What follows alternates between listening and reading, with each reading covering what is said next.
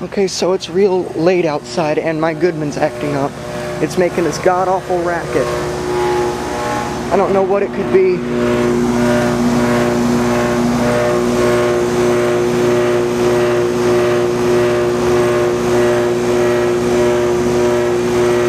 It's never done this before.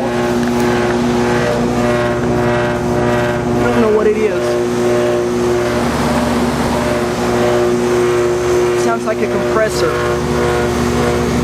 It's vibrating really bad. I don't know what the heck could be wrong. It's never been this loud before.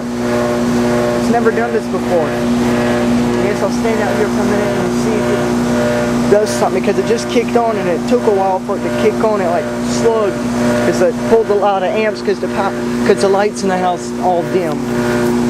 I don't know what could be wrong. It's never done this before. Thank God this thing's under a 10-year warranty contract.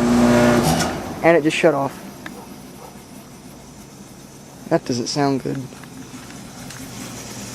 That's refrigerant. But it's never been that way before. It's never shook the whole house when it's done this. Out.